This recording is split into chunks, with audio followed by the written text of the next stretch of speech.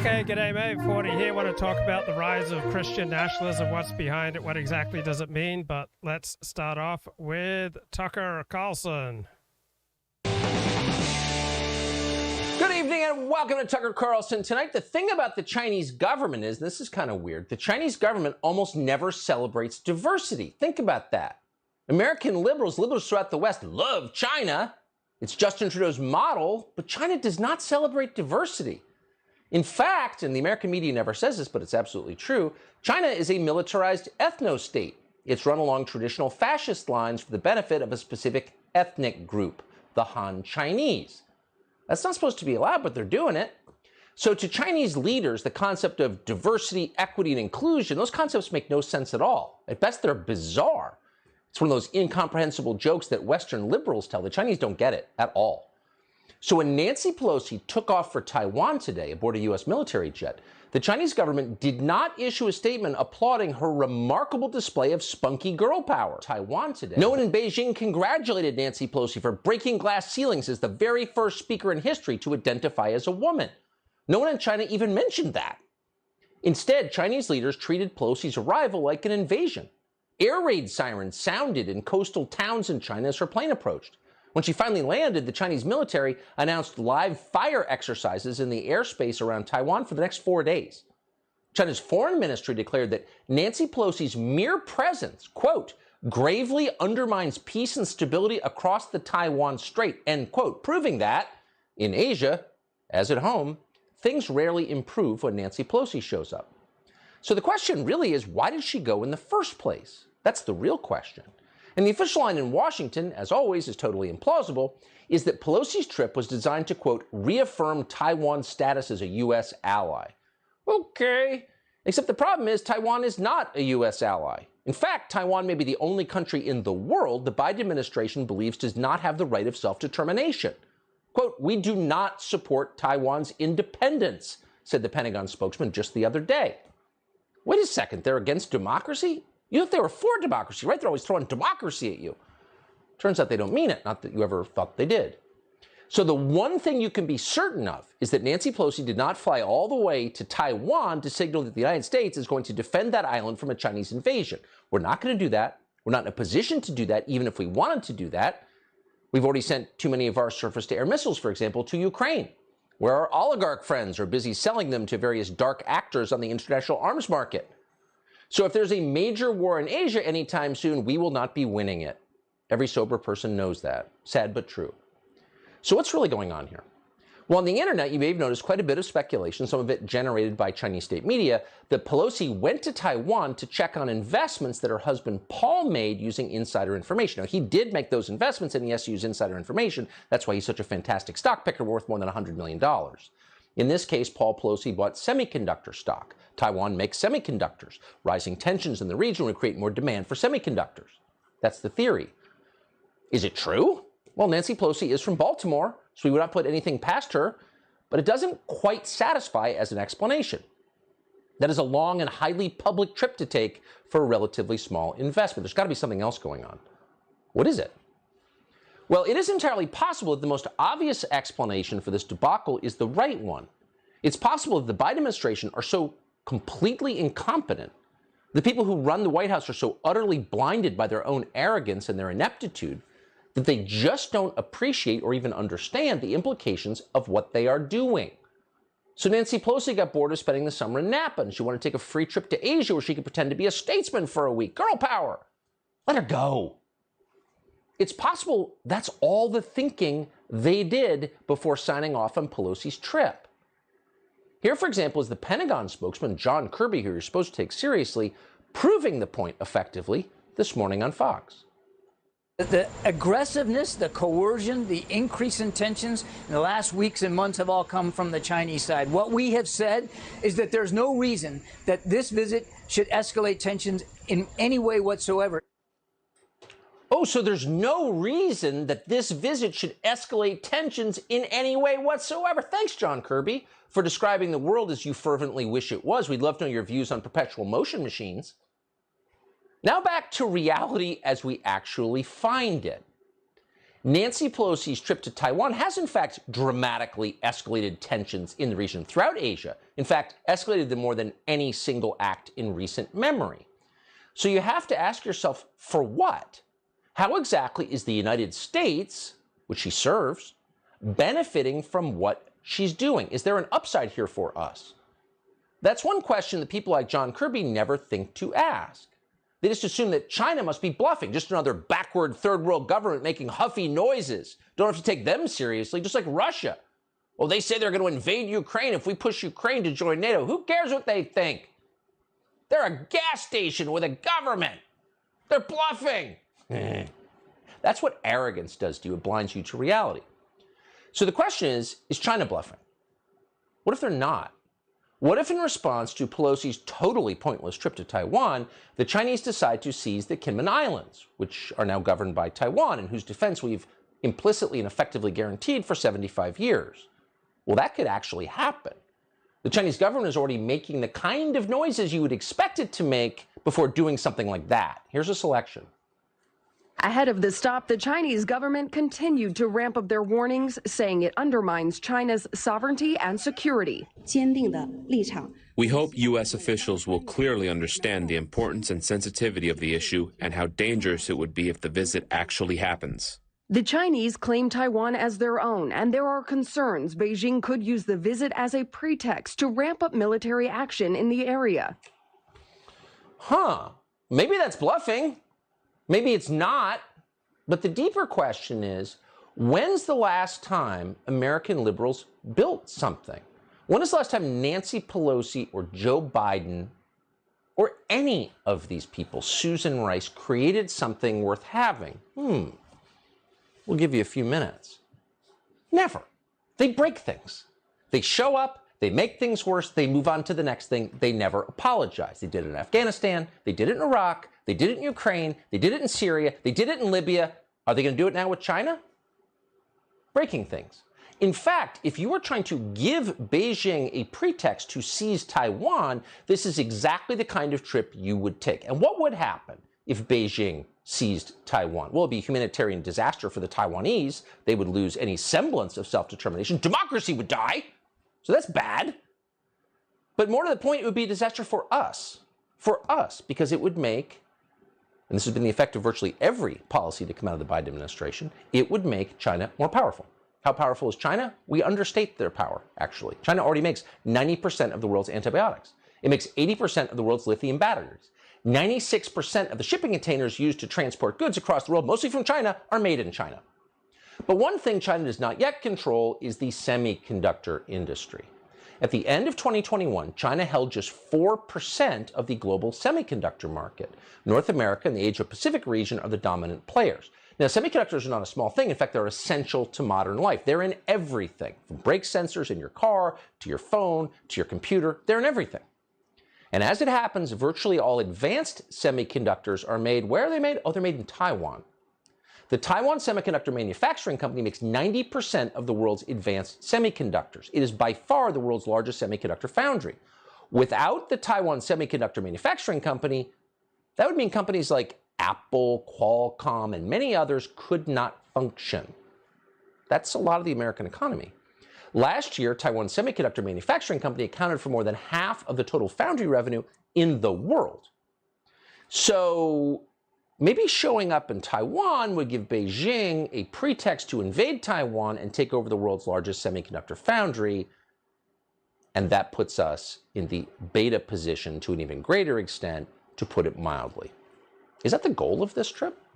Could it be that Tony Blinken and Barack Obama and the rest of the people who are actually running the Biden administration, without the knowledge of Joe Biden, who can't remember anything at this point, could it be that all these people know perfectly well how reckless this is, know perfectly well what the effects could be, and they're doing it not just in spite of those effects, but because of those effects, because actually, at least on some gut level, they want to hasten the end of American hegemony, which is to say, the end of the U.S. as we know it. That would explain why they sent Kamala Harris, of all people, to avert a war in Ukraine, knowing full well that Kamala Harris would read the notes they wrote for her and insist that Ukraine join NATO and then guarantee that Russia invades Ukraine, constricts the world's energy and food markets, and makes us weaker. Maybe they knew that would happen. Maybe they're not that stupid. Maybe that would also explain why they sent Nancy Pelosi over to Taiwan effectively as the administration's representative, even though Nancy Pelosi rivals Kamala Harris in her inability to form a coherent thought. Now, again, we alluded to this last night, but it's just true because we watch this stuff. We hope you don't. We hope you have a real life. But if you've seen Nancy Pelosi recently, since she turned 80, for example, 2 years ago, you know this is someone who was having a lot of trouble speaking. Here's Pelosi at a briefing back in November, for example. The other thing that we're getting we're sending stuff over to the Senate. Well, most of the product that we've done is, except now we may have added in the last day or so, and some of what we added is Senate to the bill, like a hearing. Bernie doesn't like hearing. Excuse me, Bernie loves hearing. Manchin doesn't want hearing in the bill and all that stuff. So some is Senate-oriented, and then we had the family medical leave. We figured if they're putting things in, then we can put something in, even if Manchin doesn't like it. So, so we are getting some bird and privilege.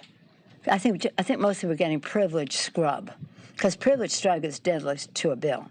Birdable, it's important. You have to take it out, but privilege violation can take you out. So at this point, August of 2022, Taiwan is the world's great flashpoint. It's the largest power with an aim it has articulated repeatedly over almost 80 years to invade a neighboring country, Taiwan. So there's no more delicate place diplomatically on the globe. So if you're sending that person to calm tensions or reassure our allies, you're probably not doing what you say you're doing. You may be doing the opposite. If you're trying to provoke your enemies and terrify your so-called allies, you'd probably pick Nancy Pelosi as your representative in Taiwan. What is going on here? Well, if you're wanting to understand the motive of the people in charge, consider this. At the same moment that we are clearly goading other countries into conflict with each other and with us, we are, meaning the Biden administration is, degrading our ability to participate or prevail in those wars. Our defensive capabilities have never been weaker, and that's not an accident. They did it. For example, the Central Intelligence Agency, whatever you think of it, we don't think much, kind of important to our country, certainly well funded. Here's a recent recruiting ad from the CIA. I'm a woman of color. I am a mom. I am a cisgender millennial who's been diagnosed with generalized anxiety disorder. I am intersectional, but my existence is not a box-checking exercise. I am a walking declaration, a woman whose inflection does not rise at the end of her sentences, suggesting that a question has been asked. I used to struggle with imposter syndrome, but at 36, I refuse to internalize misguided patriarchal ideas of what a woman can or should be. Oh, you're intersectional with a generalized anxiety disorder? Come work in a critical federal agency. So if you're running an ad like that, not only are you not serious, you are trying to degrade and hurt the ability of the United States to defend itself, to perpetuate itself, to remain the United States for our grandchildren. That's exactly what, let's stop lying about it. That's exactly what you're doing. And it's not just happening at CIA. Nothing Joe Biden has done in the last year and a half has made our armed forces better prepared to fight wars. Instead, it has been one calculated humiliation after another for the U.S. armed forces. Vax mandates, anti-white ideology, sex changes, drag shows. Whatever is necessary to telegraph to the United States military you are worthless, you are defending a country that does not deserve to be defended, your traditions are disgusting, you're terrible.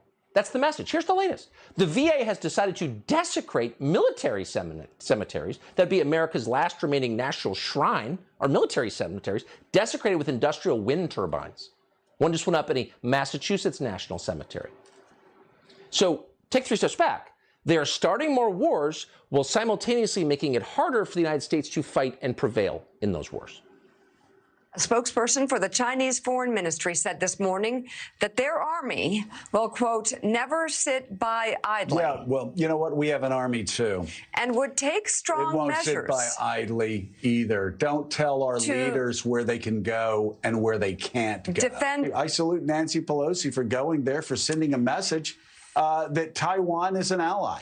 And just as we won't support Taiwan's independence and breaking away from this one China policy, we will not stand idly by if mainland China decides to invade Taiwan.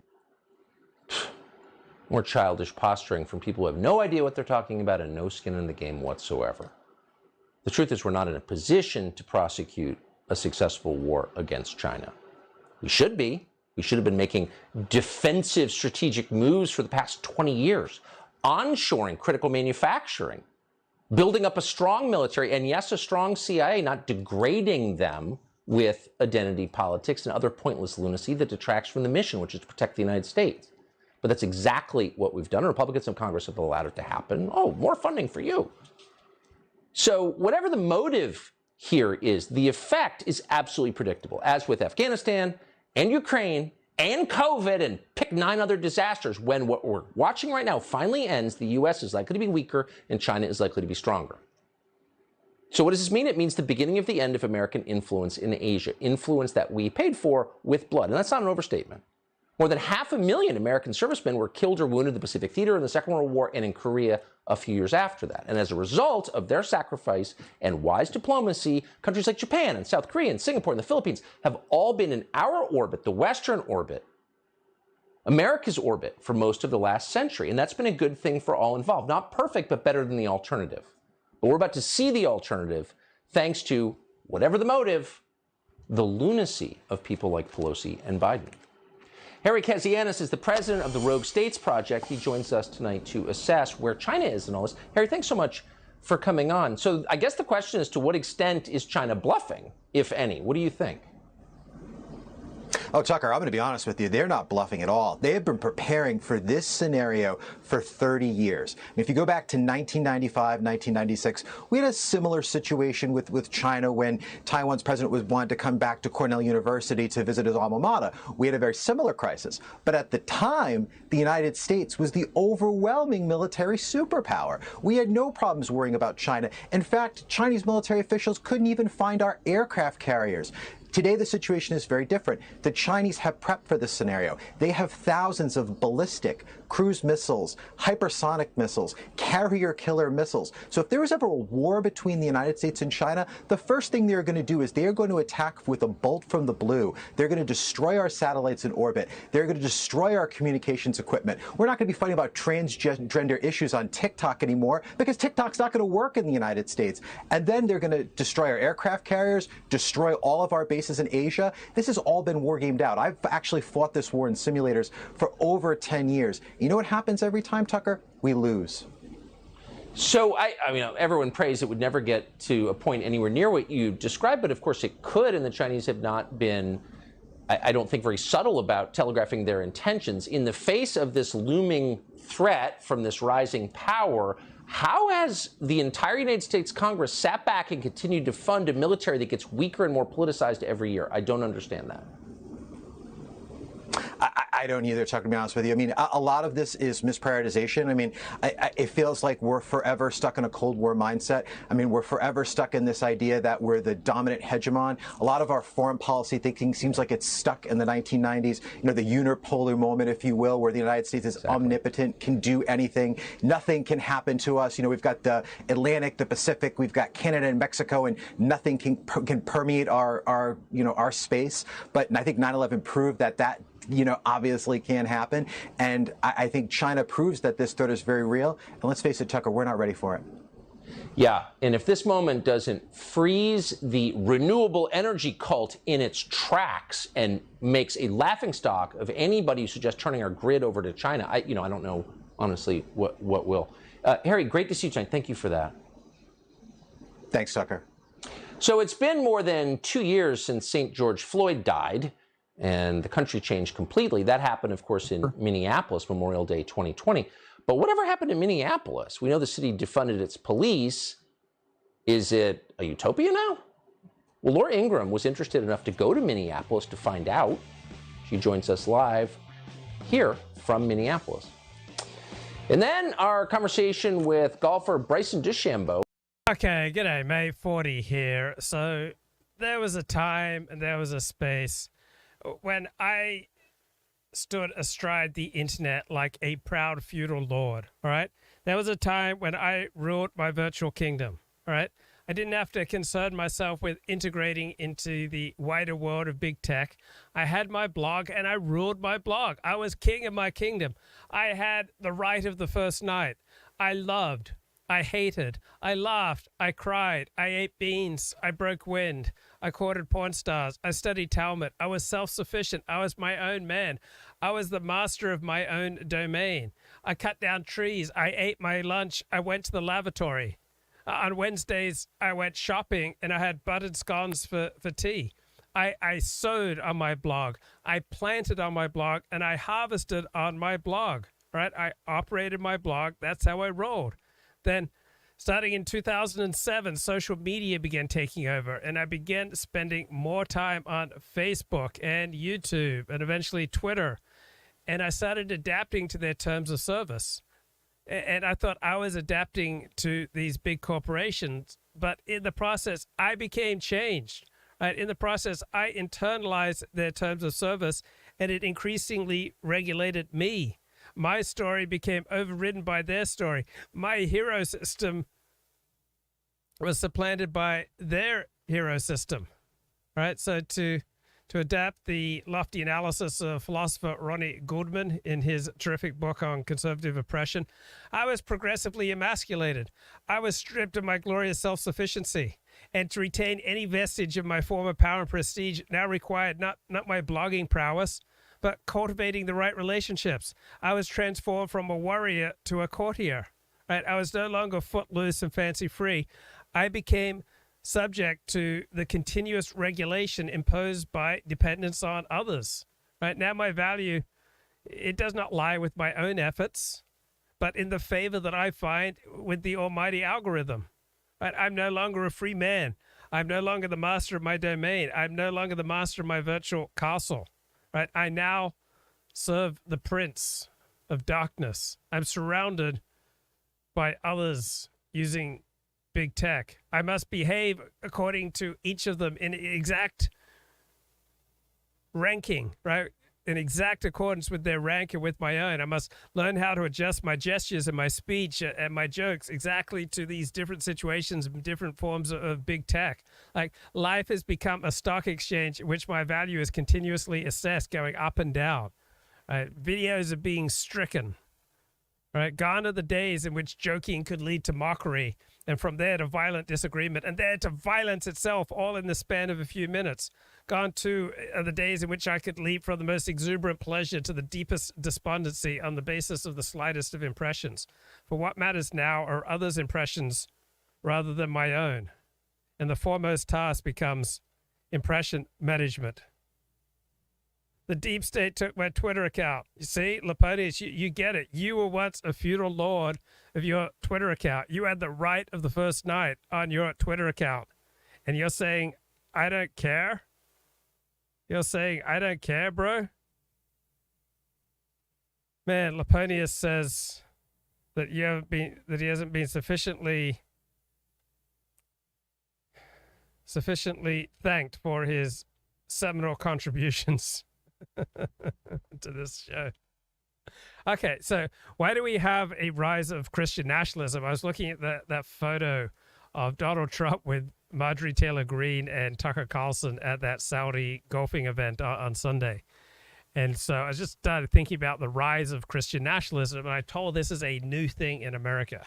So shock or surprise, I'm not an expert on Christian nationalism, but let me try to understand it from my own terms as an Orthodox Jew. So Orthodox Jews today are as a collective, they are more observant, they're more educated in Torah than Orthodox Jews at any previous time in history. Why? Because in today's secular world, it takes far more extreme effort to identify as Orthodox. You don't get to be an Orthodox Jew by just, following along with the stream of life. Look forward live stream. Start the show with a grand opening, as I assume rule over Earth, and then go to today's news. Well, I'm talking about the rise of Christian nationalism, all right? So just as today Orthodox Jews have to go to far greater efforts to maintain their identity than did their predecessors, so too Christians today have to go further to maintain their identity and their hero system, their whole basis of understanding themselves, their collective meaning system. All right? You have to become much more aggressive, or your hero system, your meaning system, how you understand yourself and the world, becomes crushed by other competing meaning systems, which are frequently privileged over your own. And I have more wonderful and fascinating insights into the growth of Christian nationalism.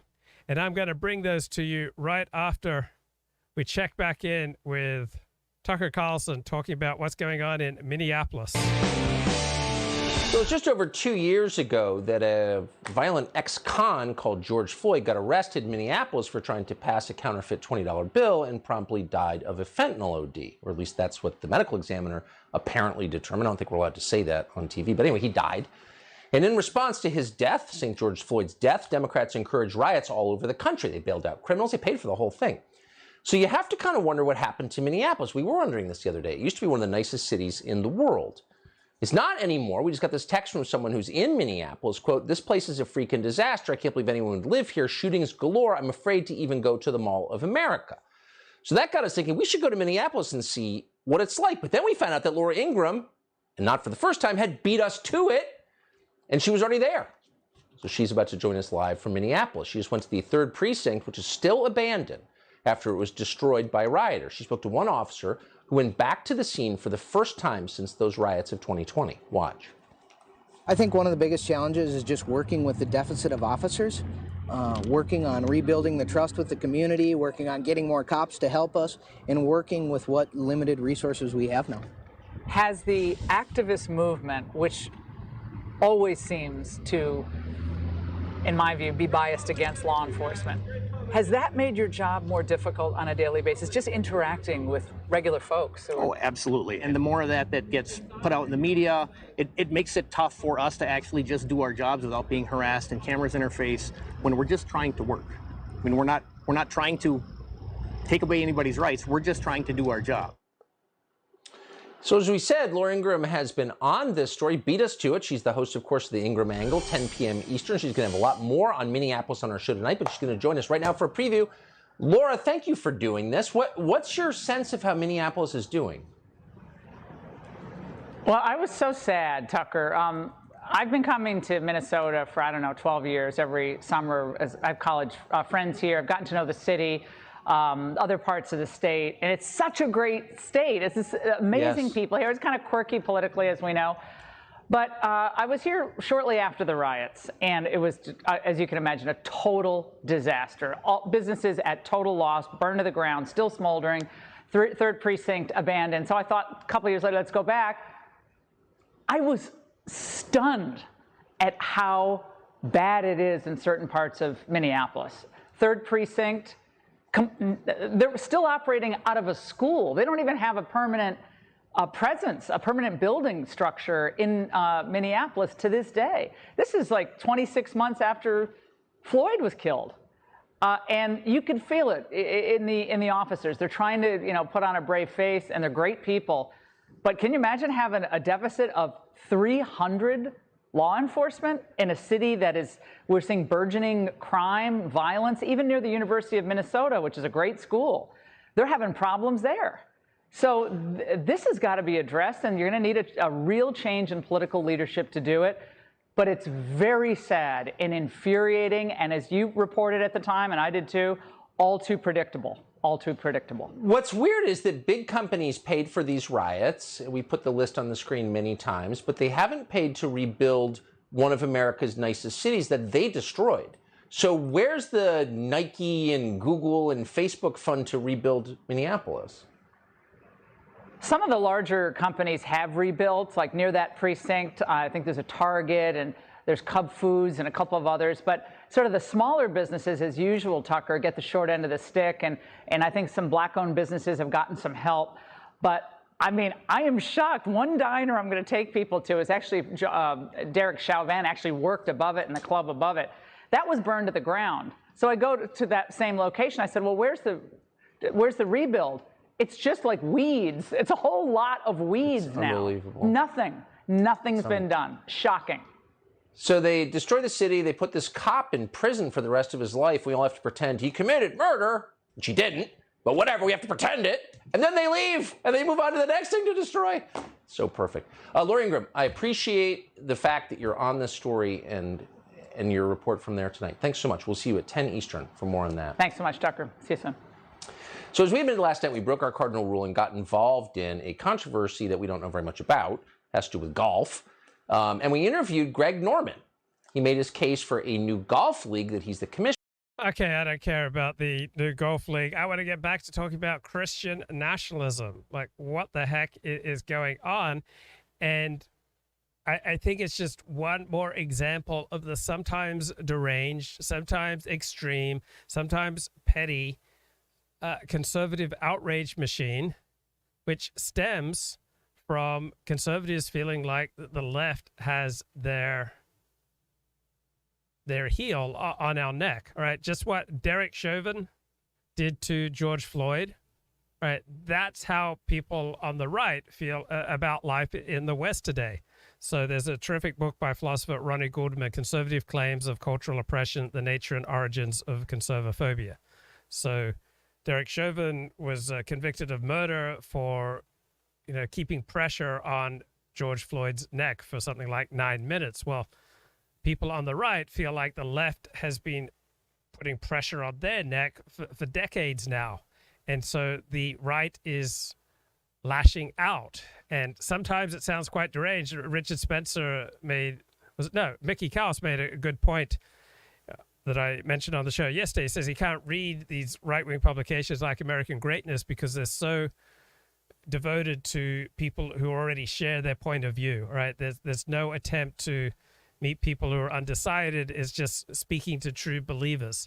And so a lot of right-wing lashing out is not very impressive, all right? But that's what happens when someone's like got their heel on your neck. You're not always going to think rationally, competently.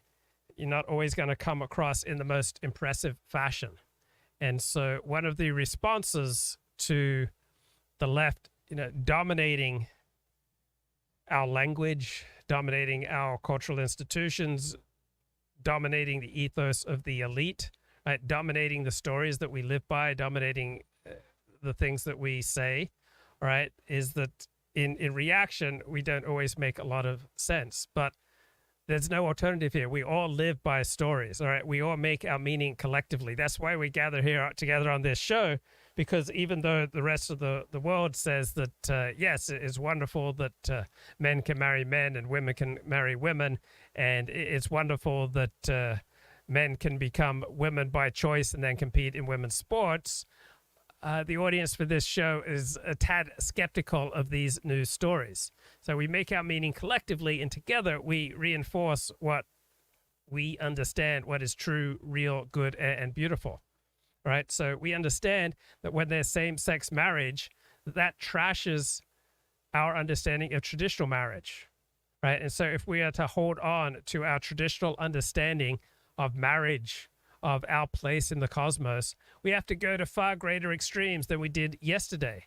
So Christian nationalism, as I understand it, is just another reality-enhancing device for people who want to hold on to their story, for people who want to hold on to the meaning of words and concepts and traditions and traditional ways of organizing a community from decades and centuries past, right? So at a different time and place, right, the people who are now into Christian nationalism would have had no use for Christian nationalism. But given this time and this place, if you want to hold on to your traditional understandings of life, you need some extreme vehicle like a Christian nationalism. Now, the Christian story, the Christian hero system is increasingly discredited by our elites and by their institutions. So therefore, the Christian has to go to much more extreme lengths simply to stay in place. Right? If you're swimming and then you get caught in a riptide, right, you may be swimming at 4 miles an hour, but if the riptide is flowing against you at 4 miles an hour, you're going to have to swim at 8 miles an hour just to keep your place. And so Christians who simply want to keep their place in the new world order, they have to swim twice as hard. Right? The Christian now has to go to far more extreme lengths to protect his story, to protect his understanding of himself. Right? And our understanding of ourselves completely depends upon our understanding of the world around us and our hero system. So one reason that people are so unhappy these days is that our natural, normal, and healthy sense of the superiority of our group is reduced by the presence of so many alternative hero systems in our midst, hero systems that are frequently privileged over our own. And so we see how all these other groups also see themselves as cosmically special, and that reduces our ability to believe that we're special, that we're chosen by God.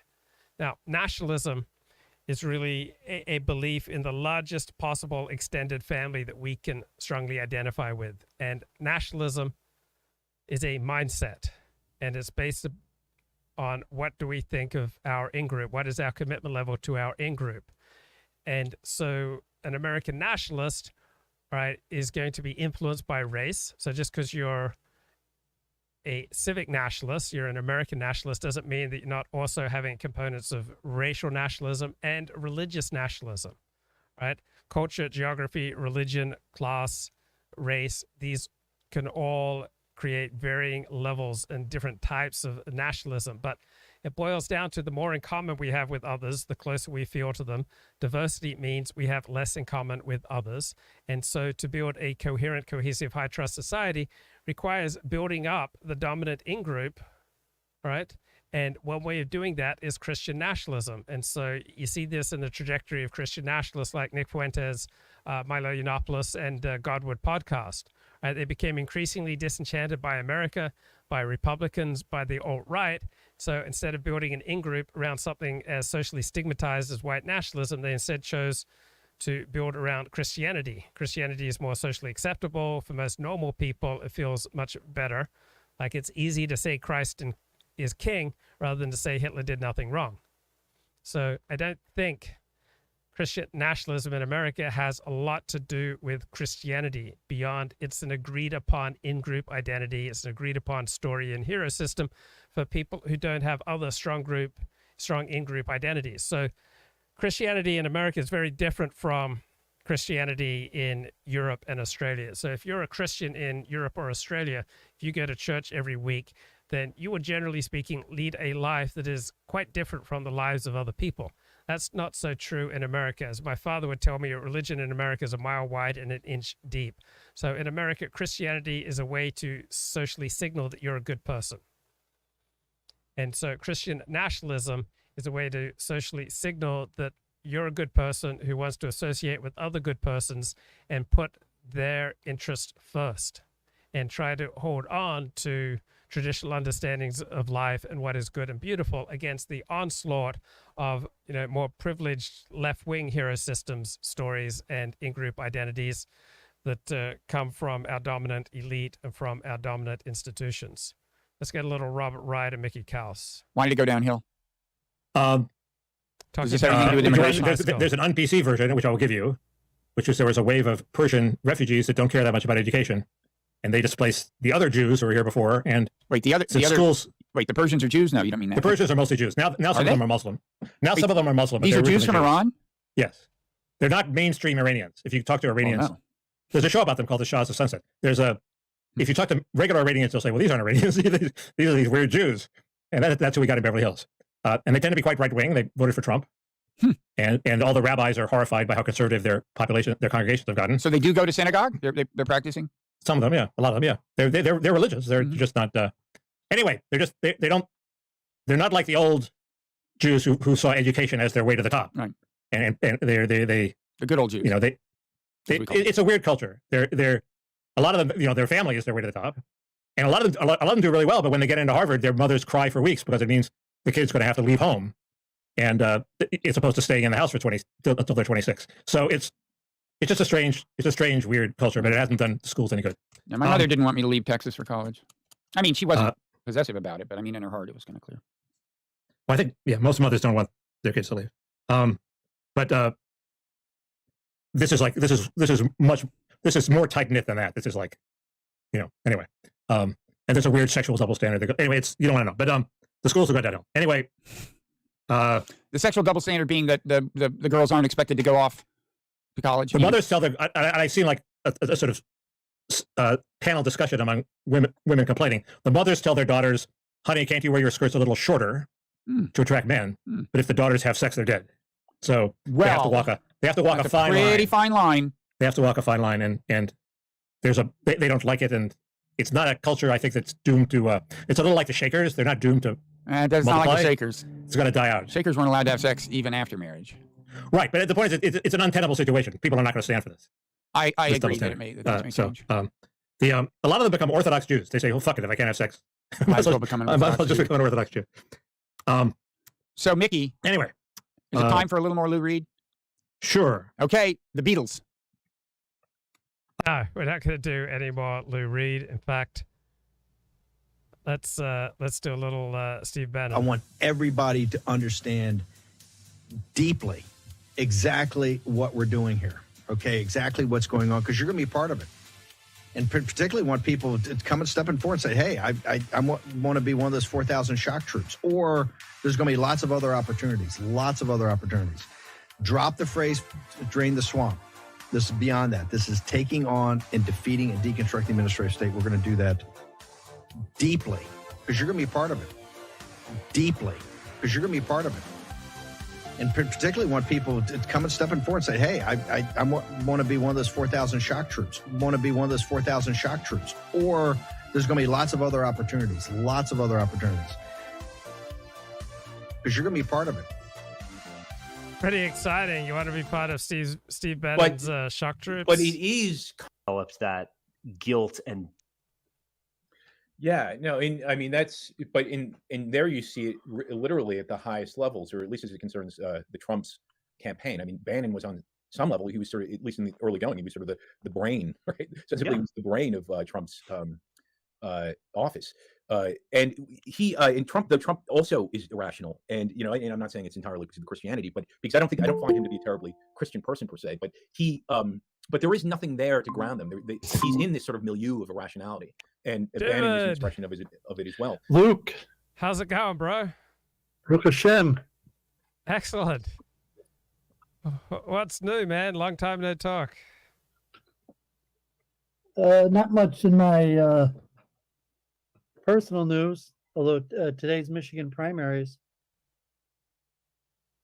Okay. Well, that looks like a new shirt. Is that a new shirt? No, I haven't bought a new shirt in years, but I have like 100 of these, like short sleeve shirts like this. Okay, cool. And how are you doing with the weed? You were going off it for a while. Are you back on it, or what's the latest? Yeah, completely off it. I don't even think Tisha B'Av. I think I'll do without Tisha B'Av. So Pesach, I didn't. Did I have a tiny bit on Pesach? So I might have had a little. I finished my supplies last Sukkah, and I might have had a very tiny bit on Pesach, but yeah, basically none for almost a year now. And what about your interest in Hinduism? Have you been to any Hindu temples or any Hindu events since I spoke to you last? I went to a few this summer. Not much. I really haven't been going anywhere since COVID. So I haven't been to synagogue since Rosh Hashanah. I went to 2 outdoor or three outdoor Hindu events this summer. And what was that like? Baruch Hashem, it's tough to know. I've been reassessing my identity. I've actually been doing a lot of research. We can review Church and Entropy. We focus on consciousness. So I did a lot of research into the self. I even started writing essays because I was saying, to stream, you gotta have a book or something. So Jennifer encouraged me to start writing an essay. So I would try. At first, I tried to do one every week, but it's very time consuming. So I've been writing average once every 2 weeks. At this point, I've written 10 essays now. And the research now I'm doing is actually similar to what you're doing on self identity formation. You might focus more on politics, but I'm focusing more on psychology. I'm not sure if you're familiar with like narrative identity or narrative reasoning. So that's currently what I'm researching right now. And who are the thinkers that you're investigating? Well, I wrote a paper going back to like the Greeks and Locke and Hume and James. So for this upcoming, I think the term self was generally used till about the 1950s, and then the 1950s, Erik Erikson, if you're familiar with him, I think he had adopted Jewish parents, or his father was. So he starts using the word identity, and then this concept of a narrative identity, which might be interesting to you. You probably heard some about it, but basically saying that we create our own identity, and it's kind of like a narrative, like in Hollywood, and there's different mechanisms. So there's a guy, McAdams. You say Erickson was one of the first. Marcia, Adams, Ricoeur, a French talker that talks about political identity. Mostly psychiatrist. So I could name a few. Schechter, I was just reading today. But it's pretty interesting. I've been checking some of your content off and on, or actually reading your blog, because it's kind of long watching your content, and I don't really care that much about Tucker or some of the other stuff you play, but I've been checking your blog somewhat, and I noticed that you've been talking a lot about identity and related to nationalism and politics. I've been focusing more on the theoretical mechanisms of identity formation from a psychological, cognitive level. And how is your sense of personal identity different today, say, from a year ago? I think it's much less Jewish. I think my central identity was basically just Jewish, at least in my own, that was the front part in my main thrust. But since COVID-19, I haven't really been connected to the Jewish community. And Judaism's a communal religion.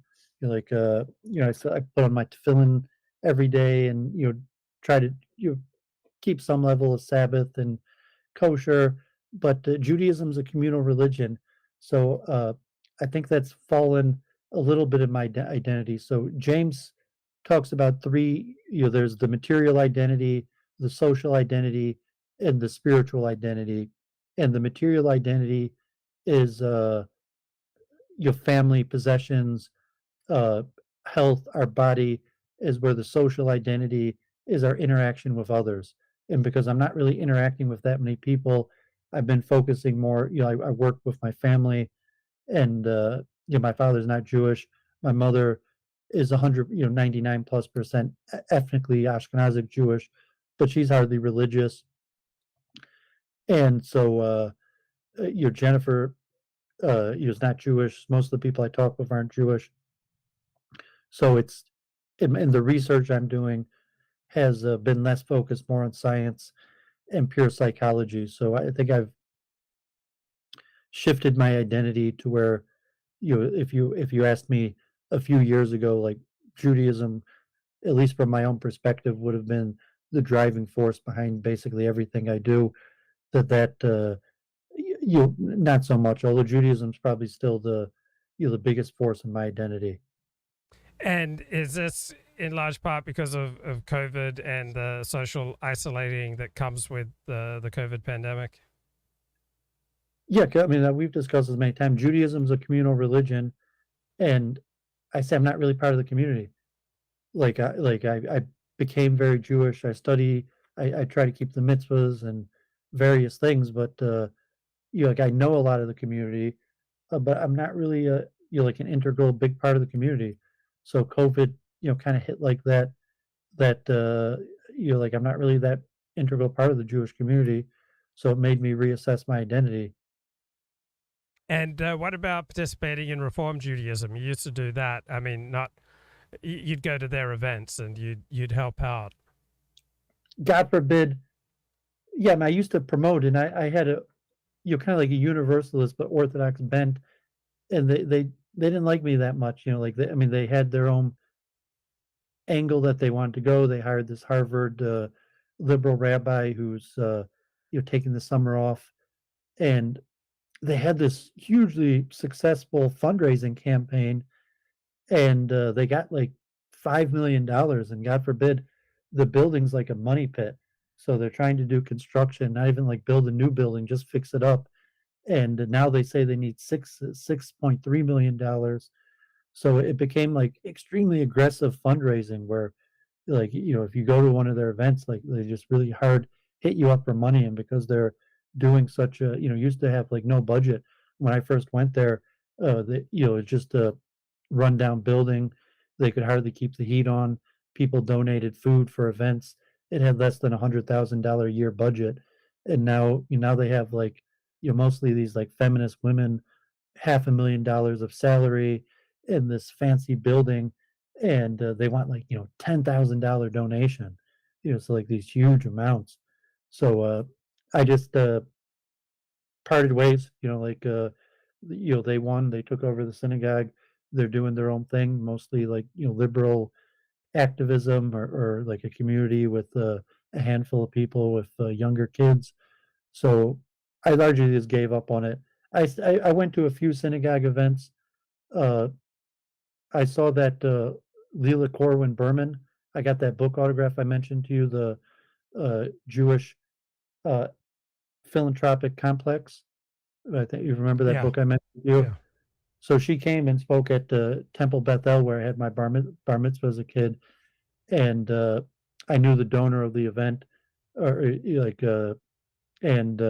so I went. I got my book autographed, but no, I'm not really affiliated with the Reform. And most of what I did was trying to promote, kind of like just more like an Orthodoxy or Judaism in general, and that went in direct conflict with the new management at the synagogue so much that they probably didn't even like me coming around. And out of those three places, like Hindu events, Orthodox events, and Reform events, where do you feel most comfortable these days? I feel comfortable at all of them. I think if I went back to the Young Israel, I'd even feel comfortable there. But I don't feel like a part of the community. It's like I could walk in, I know people. So I went to the Hindu events. I knew like half the people. A lot of people were like, "Hey, how's it been?" But I think the central community is into the management, on the board of directors, or more likely they have kids and they get together and try to raise their kids in the same way. So I'm not like an insider in any of those communities. The Jewish community from Orthodox to Reform, or the Hindu community.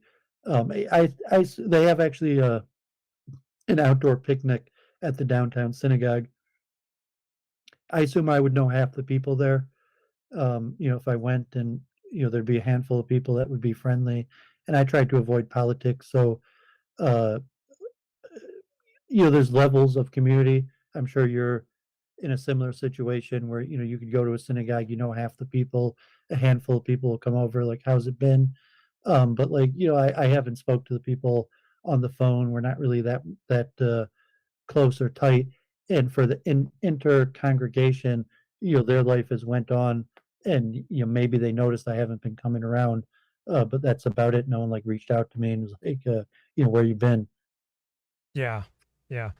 And what about with regard to COVID? Have you stayed healthy? Thank God I haven't got COVID. I God forbid, I traveled with my family. We buried my grandfather, my father's parents, and they have a family graveyard in Missouri.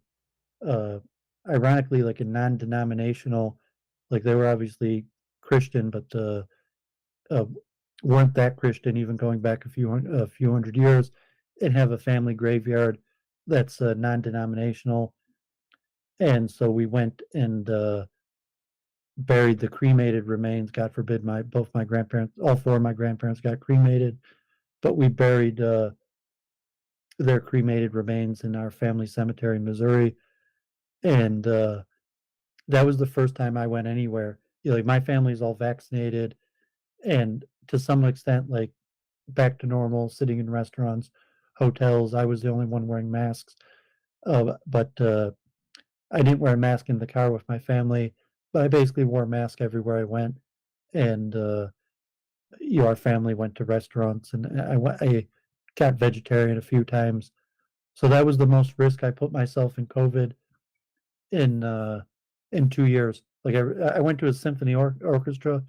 My parents have like partial season tickets to the Detroit Symphony Orchestra, and my dad wasn't feeling good last minute and couldn't go, so gave me tickets, gave me his tickets, and I invited my friend from Detroit, Deshaun, who people who watch my channel, the Black Jewish Republican, who's now working at Amazon, to come. And so we went to the Detroit, and you had to have a vaccine passport to go. And so I thought it was going to be wasted. They wouldn't let me in, and he wasn't vaccinated either, but they gave us a test. So that was like a month and a half ago, and they gave us like a swab and tested us. So we tested negative and wore masks and were able to go to the symphony. So that was the first time I was tested for COVID-19 to go to the symphony, and I tested negative. But I wore my mask and social distance. This weekend, going to my grandparents' funeral ceremony was the closest. I assume I don't have COVID, but if I don't have any symptoms, I won't bother testing myself. But this is the most risk I've been in 2 years, because I've been able to largely just avoid being around people, crowds, indoor. And have you had to pay a price for not being vaccinated? No, I mean, my parents have nagged me, but when the numbers were high, I wore a mask even indoors around my parents. If my dad asked me, I wear a mask. My sister had like issues with her daughter. He came and visit, and like having to get tested or isolate if you're around someone non-vaccinated. So I kept the rules, wore my mask. The symphony, they had a vaccine passport, but you were able to get show a negative test, and they actually tested me on the spot right before it. So not really. Like if I went, they might I haven't went back to my local synagogue that now is back indoor. A lot of the places have dropped the vaccine mandate. Some of the synagogues used to have a vaccine mandate or a mask required if you're not vaccinated. And I think now the numbers are low enough that almost all of the places that have now returned indoors and are not wearing masks have also dropped the vaccine mandate. I'm not sure if it's the same there in LA, if like the synagogues still have a vaccine mandate, or at this point they've dropped it. And how do people relate to you in Hindu settings? I mean, I assume you go there wearing a kippah. Are they curious? How do they relate? A lot of them are philo-Semitic, so I've talked about it with them. Some of them, I guess are multicultural, so they just like another part of multiculturalism. A lot of them feel like the more multicultural, the better. And like, I helped them out. Like I used to donate money semi-regularly, and I used to help out in the kitchen, and people would notice that like I was helping out, so people were generally pretty friendly to me. There might be a handful of people that I never spoke with, but and as I say, among the Indian crowd, there was strong streams of philo-Semitism, especially one of the temples is in a semi-Jewish neighborhood, upper middle class. So I said there's strong streaks of philo-Semitism. So the subject came up quite often, and it was usually in a positive way. Interesting. And have you been doing regular streams with Charles Moskowitz? The last few weeks, like God forbid, he finally got permanently axed from YouTube. And you're kidding? He got removed from YouTube? Well, he's been kind of an election truther, and he's thank God he's keeps on putting out books, a few a year, and he wrote a book, God forbid, he called The Biden Coup. And he just kept at it, and he kept on getting warnings. And I think they just have no mercy on the election. So he was an election truther. He probably still is. And so we were streaming. He's on Rumble. The last few weeks we switched back. We were doing it 10 at night. But yeah, we'll probably pick back up. And I wanted to reassess, like, because he kind of just goes on his rambles, because he's been talk radio, so it'll be the show, and like half of the show will be kind of his like generic things he rambles about, which is kind of like his Trumperism, Republicanism. Yeah, keep going. And he's kind of like we'll call him a conspiracy theorist, although he's probably mainstream like Trump Republican, but he likes to blame like globalists. So it's like he'll reject anti-Semitic and fight back against anti-Semitic conspiracy theories, but he likes to talk about like like globalist, or people that are purposely like rigging and ruining society. And he goes on these long rambles, which to me are just kind of pointless and irritating. He doesn't really have a crowd. Hardly any of the people that used to tune in from my side that came in as I guess my viewers, a handful of them still watch, but very few, because I guess there's not much value proposition in his repetitive rambles. So you're a streamer, like he's streaming less, but he's also like you, talk radio, so he could just do the same ramble, tell the same stories again and again, and that's definitely not my style, and it gets kind of trying. But like he knows a lot.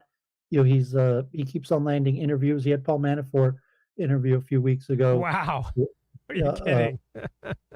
He worked hard for that. Like he even got the Naomi Wolf, Courtier. He's still talking to E. Michael Jones regularly, and he's a smart guy. Like he probably reads many newspapers, periodicals, and he's pumping out books. Like he's still pumping out like 2 books a year, although not really like full books, and they're not. I don't know how many copies sell, but in that extent, like I enjoy talking with him. He's a knowledgeable, proactive, author, and conservative personality. It just gets kind of tiring listening to his repetitive. I don't know what to call it. Preaching or tirades or various things, and like I warned him, I was like, you're gonna get banned, and he'll like talk to the censors like in some nonsensical ways. Like he'll just start talking like, I know the censors, I know you're listening, but and then it's tough to know who's actually listening, like because he's not very interactive. You're definitely much more interactive,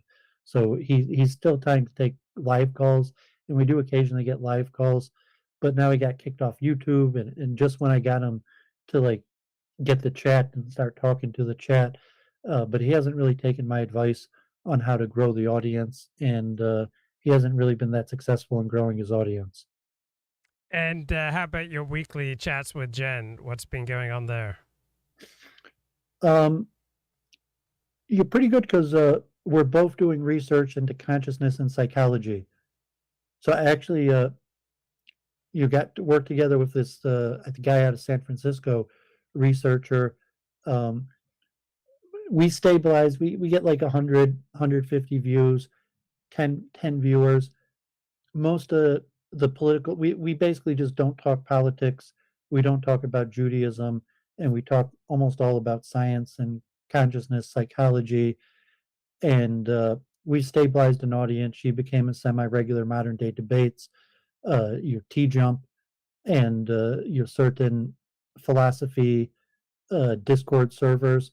So we've stabilized a little bit of an audience, and most of the audience that had followed me from your channel eventually gave up, and maybe they'll pop in the chat for a few minutes, but we just don't talk about politics or Judaism. So most of them gave up on Week in Review of Jennifer. But in terms of me and her streaming, it's carrying on good. It's pretty successful, and at least for us to share our research, that we both do a lot of research and thinking about topics, and just to meet once a week and discuss it, has been pretty successful.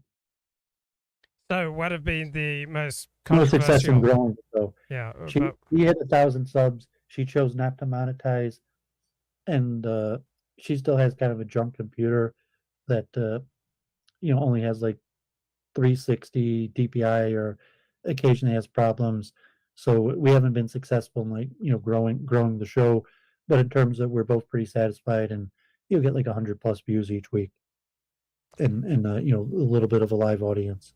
And do you still start the show with a nigun? It's funny. I switched to analyzing secular music because I went through all the nigunum that like I knew.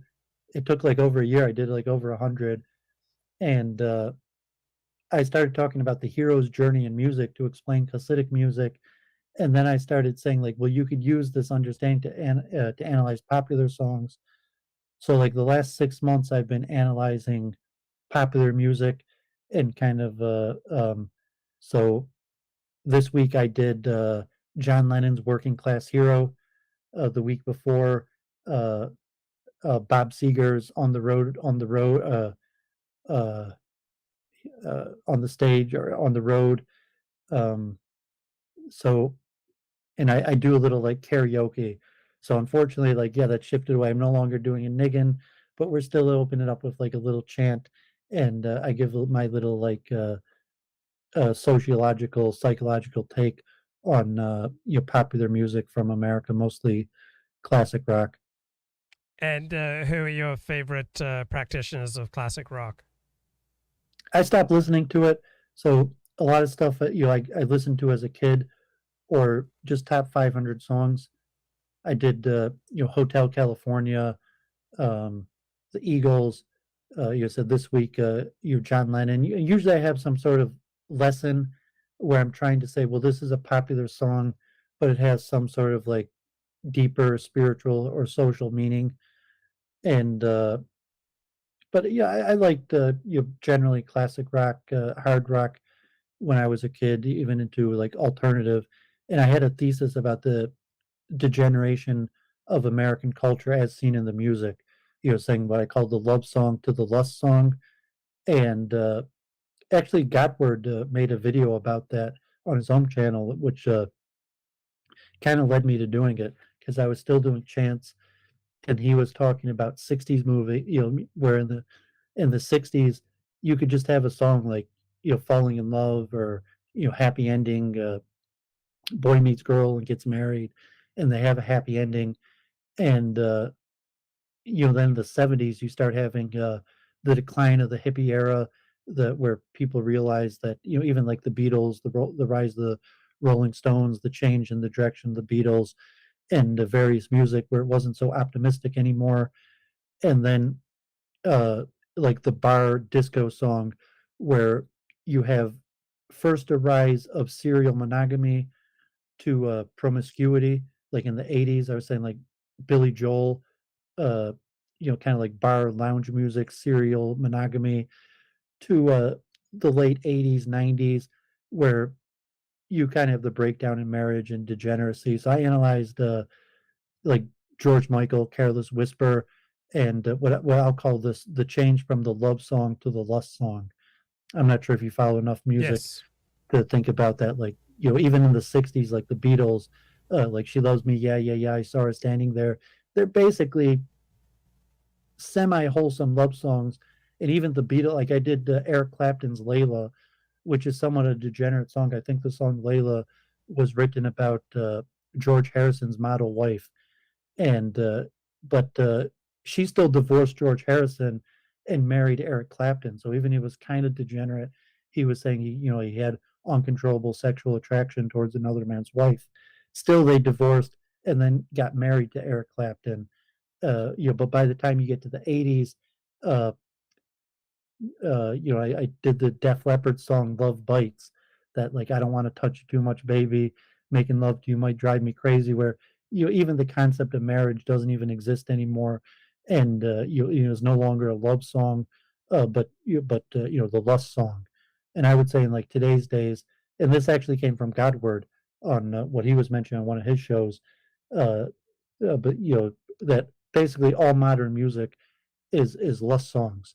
And then also in the 90s, where you have kind of the rise of the incel, and so you have the love song to the lust song, and then you have the breakaway from the lust song to the incels, like maybe like Nirvana, Alice in Chains, and even like this dark glorification of death, like the grunge music of the 90s. And I analyzed Alice in Chains and um, some of the 90s music, Offspring, where you see that God forbid, there's this glorification of death from like existential angst of maybe John Lennon. I said I looked at Working Class Hero, where you have a strong critique and criticism, existential angst, to in the 90s, where there's just this feel of hopelessness.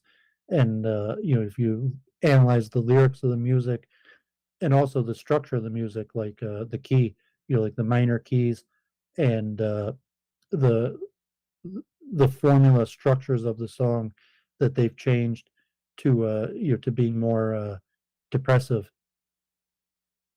And which is the inner society. That was my thesis. The degeneration of American culture mirrored in what the popular music. And do you love any lust songs? Well, I was thinking as a kid, like I like Careless Whisper, George Michael. I like that Def Leppard, Love Bites. I like that Offspring song, Self Esteem. And I knew what the lyrics, like I was young, I knew what the lyrics said. I remember I was, in African American majority schools, like Two Live Crew came out.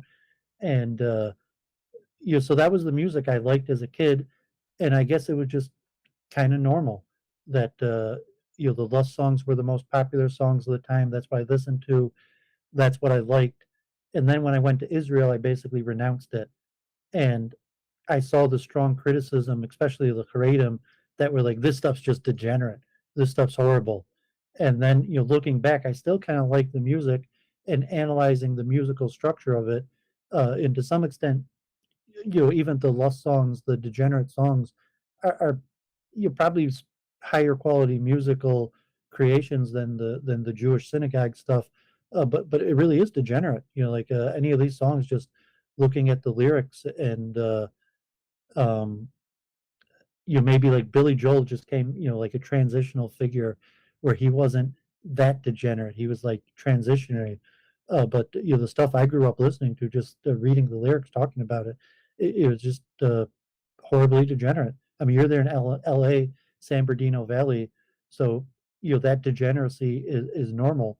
And even on my family trip, the radio, these degenerate songs are playing everywhere. Like my parents listened to in the car, the gas stations, restaurants, places of business, everywhere you go. These are the top 500 songs. Almost all the songs I looked at, like the Rolling Stone, has their list of top 500 songs, and I would guess like more than half of them are basically just degenerate songs, lust songs. Okay, I gotta step away for a minute. Can you just maybe talk about some of your recent shows with Jen, or talk about your writing? And I'll be back in 5 minutes. Can you hold the fort? Okay, if you don't mind, I'm gonna talk about the Michigan primaries. Yep. Go ahead. Talk about anything you want. I'll be back in a few minutes. Yeah, Michigan primary results are coming in right now, and so the big news in Michigan is so you have the governor's race that has Taylor Dixon, this woman who's very pro-life. She was endorsed by Trump. It looks like she's winning by a landslide. In terms of Jewish national news, Andy Levin looks like he's going to lose to Haley Stevenson.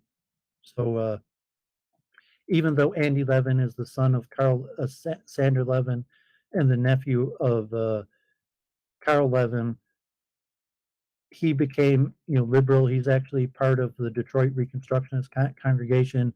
I have him on my YouTube page when he came to the downtown synagogue. And really he voted for on all the ways that actual vote, the in line with Israel, but his comments and AIPAC put like $4 or $5 million into his opponent. And I knew a lot of liberal Jews that they even had a Jews for Andy Levin. Right now, almost 50% of the vote.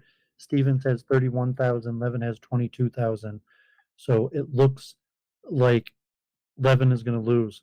So that is my parents' district.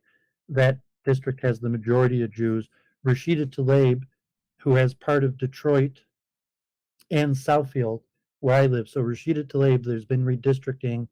It used to be Brenda Lawrence, who's actually lives in my neighborhood, worked as the manager of the post office, and she stepped down and they redistricted because Michigan lost a district.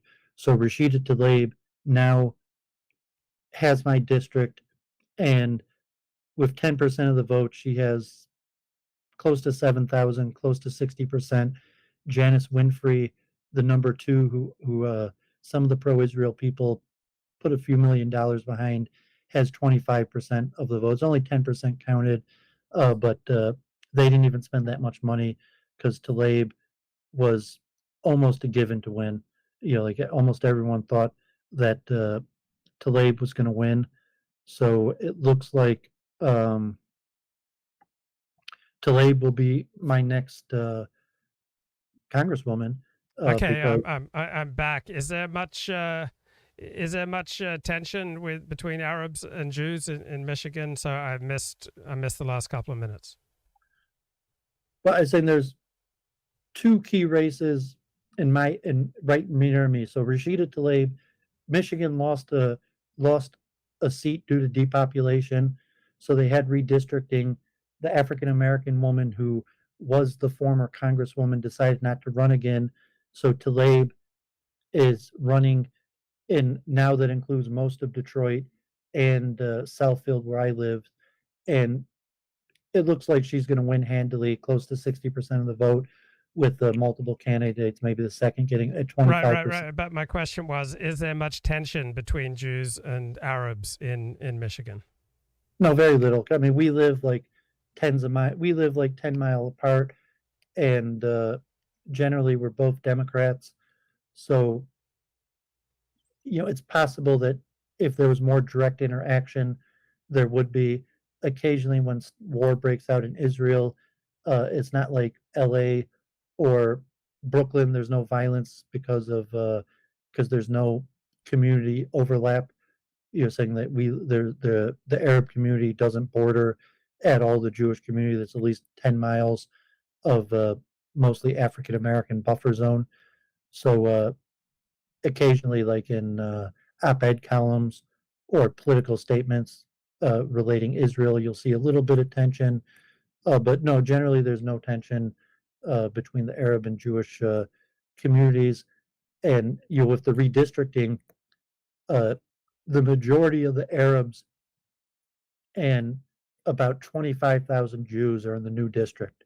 So before Tlaib had, like a good amount of the Arabs and only a tiny bit of Jews in Detroit, but now she has one of the largest Jewish neighborhoods, so probably like 20,000 Jews, but like 100,000 Arabs in her district. So the political split will be a little different, and the majority, like 50,000 Jews, live in an area. So ironically, Andy Levin, who's the son of Sandra Levin, nephew of Carl Levin, has become progressive and a critic of Israel. And so the AIPAC and the Jewish organizations all supported this non-Jewish woman, Haley Stevens, who's in her 30s and has generally been pro-AIPAC friendly, but it was kind of an unknown, just a woman in her 30s that got a lot of funding from different sources, and it looks like she's going to win. So it's pretty interesting. I don't even know if that hit you in LA. The Jewish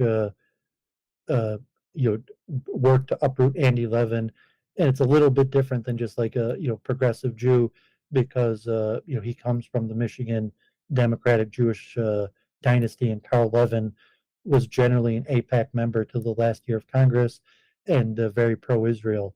So him losing. So yeah, it's going to be interesting. Rashida Tlaib is going to be my congresswoman. And how much interaction do you get to have with Arabs and Muslims? Minimal. I mean, when I was in university, I dealt with a lot of Arabs because it's university and it's very diverse. In Detroit, all the time. Like if you're in Detroit, any form of business, civic engagement, Arabs there's hundreds of thousands of them in Metro Detroit. Even by my parents' house, there's mosques, there's Muslims and Arabs everywhere. But there's not the contiguous community where they live as an Arab community is in Dearborn, which is 10 miles away. So even though there's Chaldeans, Christian Arabs, there's Muslims interspersed all over, but not a large community in my area. But yeah, I see Arabs daily. If you go to the supermarket or Starbucks or anywhere, you're going to bump into Arabs, and generally it's pretty amicable. If you ask them about Israel, Palestine, they probably or the Middle East, it might come into an argument. But generally it's Detroit. Like people are just trying to get ahead, and both Arabs and Jews are staunch multicultural Democrats in the the old school alliance of minorities. And are there any particular hot button issues that you and Jen hit? I mean, do you guys have passionate disagreements? Yeah, I mean, usually about philosophy and theology. We don't talk about politics or religion. So, I mean, we'll talk about more like spiritual principles. We argue all the time, and like debate strategy, philosophy. But because we avoid politics and identity, we don't talk that like about race or identity, nationalism. So nothing that intense or that would cause much dispute like that. And do you think you guys have a similar personality? Yeah, we're probably pretty similar. I said that we focus mostly on mutual research.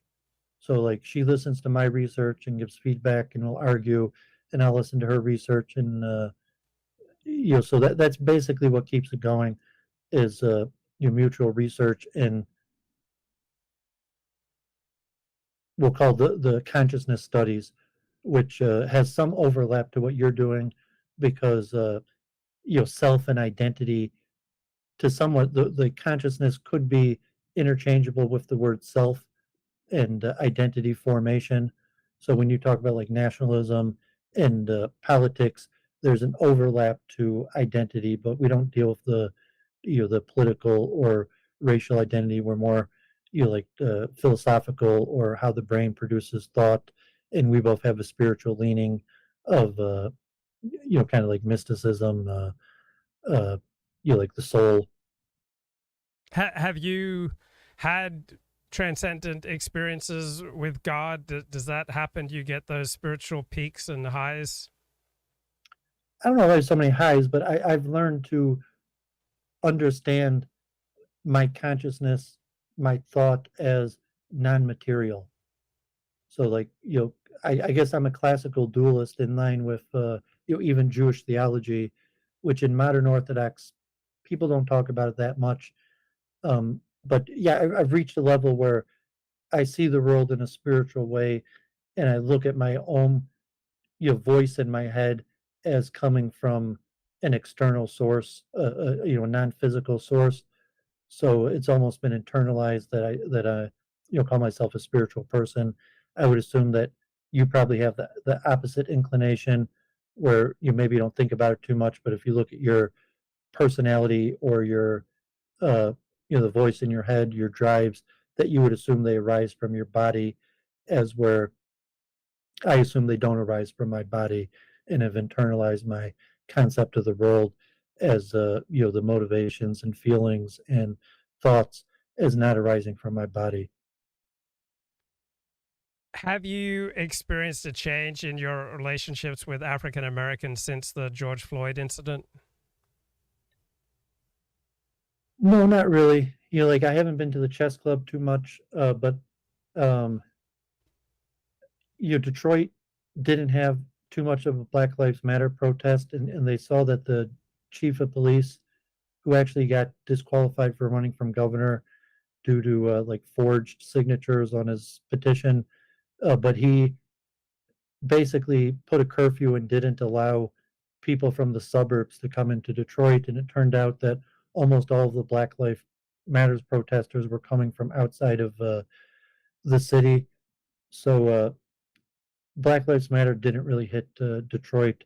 I almost never see Black Lives Matter shirts. Like I live in a majority African American neighborhood. I'm not particularly close or have that many philosophical conversations, but it's upper middle class. People work hard, are generally law obeying, and pro law enforcement in my area. So said that Black Lives Matter was not popular among African Americans in my area, and even in Detroit in general. And what's your attitude towards female rabbis? Traditionally, rabbis were only men. I accept them and work together with them. I was talking to my mom about like the Haley Stevens Levin debate, and I know a lot of the Jewish women were like, all things being equal, let's vote for a woman. And my mom had a sister who blessed memory, passed away, and she was actually a president of a Reconstructionist congregation in Chicago. And my mom was like, she kind of had a chip on her shoulder, and like any time that a woman could replace a man, she would be for it. She would have been the type, like, all things being equal, choose the woman, and even all things not being equal, maybe choose the woman. As where my mom had feminist leanings, but she didn't mind, she didn't have that drive to like make sure there's women in positions of power. So I'm generally comfortable accepting the leadership roles of women. I'll work together with female rabbis. I'll accept their leadership. I think at the downtown synagogue, you kind of have like the chip on the shoulder type level of feminism where basically they desire to replace men. So like it's only enough when women are in charge, and like all things being equal or even all things not being equal, they want the voices of women strengthened in a way. There's even as like an ally, like I don't call myself a male feminist, but it's tough to even be an ally. But I'd say generally I'm friendly towards female rabbis. I wouldn't go to them for they probably wouldn't look at it that way, because I wouldn't go to them for like I want a kosher minyan. But like I'll accept their leadership and authority and work together with them. But when it comes to actually fulfilling the mitzvahs, what counts as a kosher minyan or things like that, I generally try to stick to the orthodoxy. I don't know if you work the same way, where you'll accept the authority and deal with women as authority structures, and you're not going to reject their authority. But if it came to like a minyan, you're not going to go to their minyan. No, I agree completely. I'm just curious about, say, same-sex marriage. You're not married, I'm not married, yet I find the whole same-sex marriage thing upsetting. It deeply disturbs me. How about you? Are you deeply disturbed by same-sex marriage? I'm not a hater. I'm kind of homophobic. Like I'm basically a homophobe. But I'll still have homosexual friends, and I'll treat people as equal. Like I probably wouldn't hang out or invite a homosexual to my house or want to go to like one of their parties or events. But I'll be friendly in a professional setting. I won't discriminate. So I would say no. Like it doesn't bother me as long as it doesn't affect me or too much in my face. It doesn't bother me because I'm libertarian in general. So I don't know if you're more controlling. Maybe I have a higher level of openness where it just really doesn't bother me what other people do. Now, what about with regard to monkeypox? It seems to be overwhelmingly spread by gay men having sex with strangers. It seems to be spread by gay orgies in particular, and yet public health officials and politicians are extremely loath to tell gay men, hey, this is really dangerous for your well-being. So we've lived with COVID for the past 2.5 years, where we have all sorts of public health pronouncements and politicians telling regular people how they should live, that they should socially distance, that they should not get together with their families for a while, that they shouldn't go to church or synagogue. But public health officials and politicians won't tell homosexuals you should not participate in gay orgies during the era of monkeypox. Does that difference bother you? Do you have any thoughts on that? We've talked about this many times. I can say hypocrisy in general doesn't bother me. And just to clarify, I'm pretty sure that it's not a sexually transmitted disease. It just happens to be that the current outbreak and spread is among mostly the homosexual community, but it's not actually transmitted through semen. It's transmitted skin to skin. And in that sense that, those sexual relations is the most likely reason people would be rubbing up skin to skin, that it's not, there's nothing about monkeypox that's sexually transmitted. It's not like AIDS, and that it's very possible that it will spread past the homosexual community. And it's just, that the most common form of spread right now is among homosexuals because they have, prolonged skin on skin. But maybe I'm libertarian. Like hypocrisy doesn't bother me. I don't want to be taken advantage of. I don't like the stuff in I don't even if I'm in public, I might have a distaste towards it being in my face or hypocrisy. But I could just generally accept it and keep the boundary of my own home or close relationships. So we've discussed this in the past many times, and so maybe hypocrisy kind of just irks you or bothers you, but it doesn't really bother me. It doesn't bother you, the public health pronouncements target regular people saying don't go to church, don't go to synagogue, but when it comes time to Black Lives Matter, then yeah, it's a great thing that people get together, and when there are gay orgies, there's no discrimination, there are no condemnations of that kind of behavior, but regular people going to church or synagogue, they're told that they can't do that.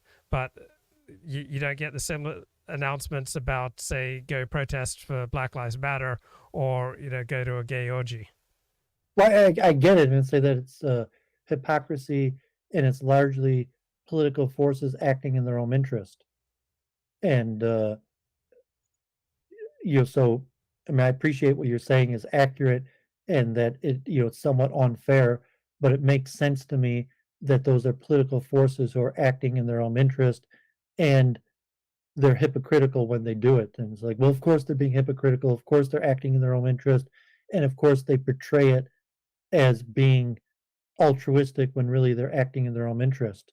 So when it comes to COVID-19 and cracking down on religion, they claim they're doing it altruistically as opposed to in their own political interest. And, the same for this case of monkeypox. So, it's somewhat obvious to me that, people are acting in their own political interest, and that they portray themselves to be altruistic when they're not. I mean, that doesn't sound reasonable to you? Sure. It bothers you, though. Like, it still bothers you, even though it's kind of obvious what's happening. Oh, I'm not losing sleep over it, but I think it's certainly worth remarking on that people can be discouraged from going to church or synagogue, but public health officials would never discourage someone from going to a Black Lives Matter protest or to a gay orgy. Because, if you put it a general rule that you feel hypocrisy is worth calling out. And so for me, I don't even need to call out, maybe occasionally for conversation, but hypocrisy to me is just expected, and it's not even really worth, the effort in calling it out. Well, I'm not calling it out as hypocrisy. I'm just calling it out as certain groups get preferential treatment compared to other groups. So people who go to church and synagogue, when compared to Black Lives Matter activists and people who want to go to male homosexual orgies, all right, the orgy goers are privileged and the Black Lives Matter protesters are privileged, and people who want to go to church or synagogue, they are discouraged. So I just want to make it clear what's going on. I don't care about the hypocritical element of it.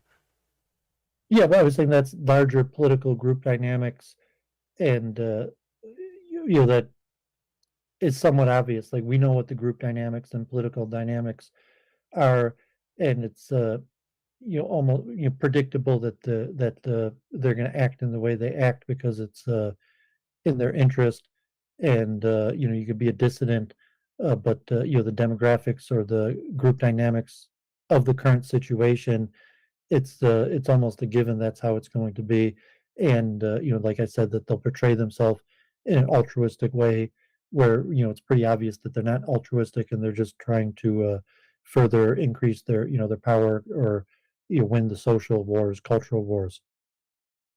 Now, let's say your neighbors, let's say you had a brother and sister next door who are living there and having an incestuous sexual relationship.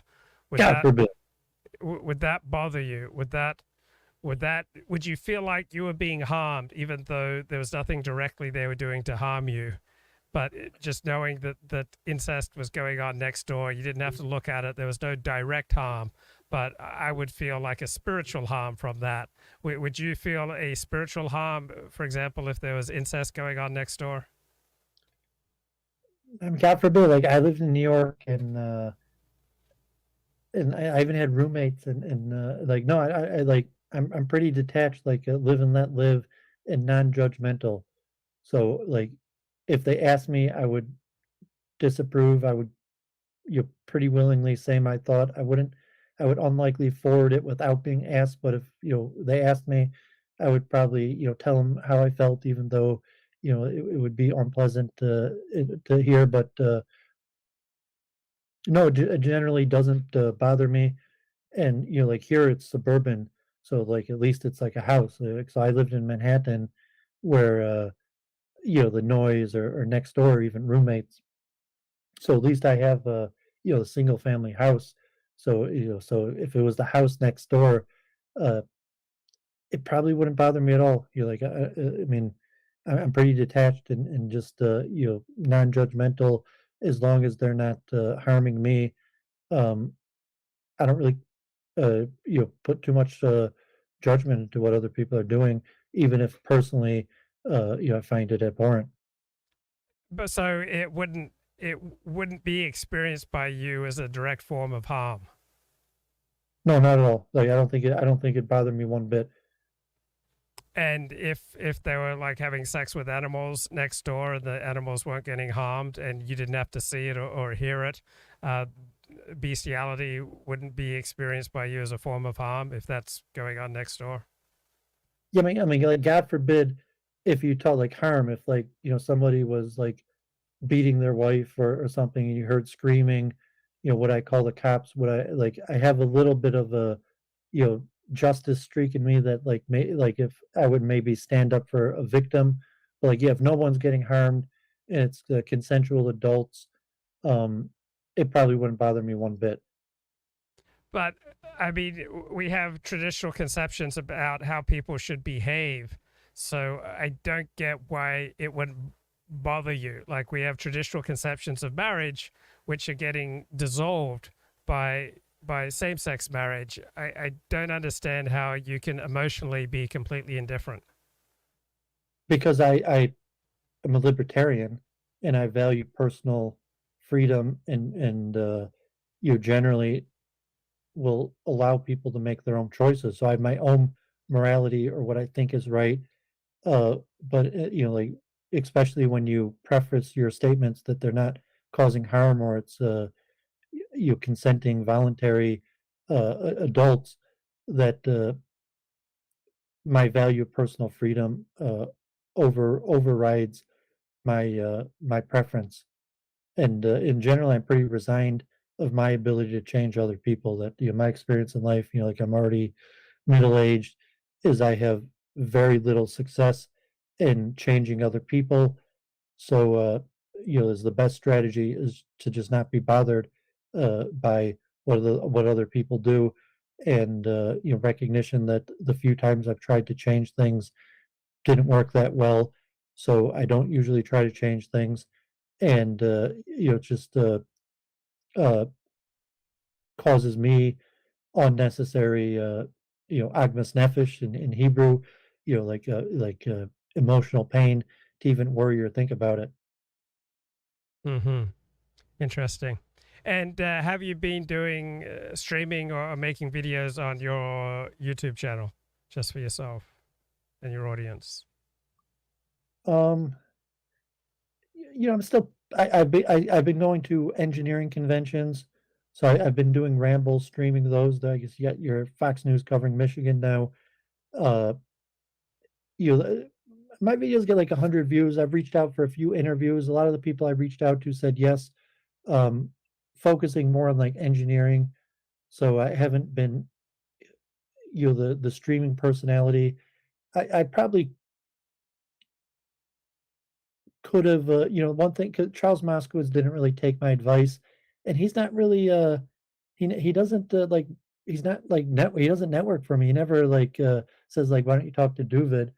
And politically provoked, I decided it'd be better not to work with him. Like when they went Cozy and Nick Fuentes, um, I didn't follow them there. Like I probably could have been in the Discord. They probably would have platformed me for some of their panels, but I thought it'd be more negative. So I've basically forsaken a larger audience, but I have a sufficient audience. I usually get over 100 views. I have people I converse with that have interest in some of the things I'm talking about. So I pump out regular videos on mostly IRL, going to engineering conventions, and that's something I'll continue to do. There's more coming up in September, and consciousness streaming, and occasionally I'll find an interesting person to reach out to an interview. But I saw the direction of censorship, and so I basically just cut off talking about politics, and even I think I probably could have had a pretty good in working with politically provoked, but I'm not sure it would have went anywhere, or it would have been more negative. Like I was on Claire Cause the other day, and it's like all negative. Like I tried to have a good faith conversation where I was just talking about ideas, and like everyone's against me. It's all negative energy. So it's the gain is so low, and the loss seems so high. It's even like personal information. Like so rarely do I meet like someone like I'm gonna want to exchange my info with and be friends with, and much more likely you get like people like just negative and against you. So it's probably the sign of of the time that I've just but thank God I have enough of an audience to remain stable. Uh, you're just doing the things that I like, but not to grow or make money off of it.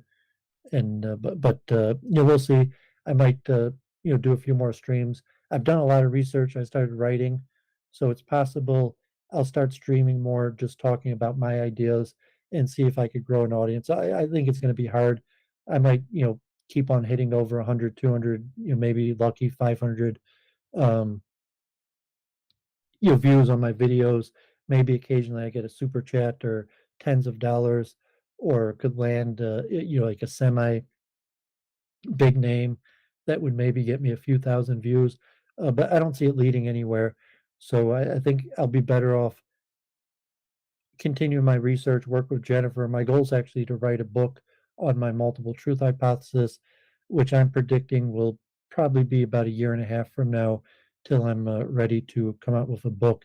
And maybe at that point, if I have a book, I'll be able to kind of like pitch myself as to go on streams and talk about my book and sell my book or something like that. But till then, I don't see much upside in it. I mean, are you seeing much upside in what you're doing? Yeah, I enjoy talking to people on live streams every day. I mean, in the chat, and if I ever don't feel like it, I just skip it. So there were weeks that went by earlier this year in February and March where I almost never streamed. And then other times I want to stream every day. So it depends on how it's going. It's a day by day thing. I mean, you really like talking to people, and you like talking about current events, politics, social things.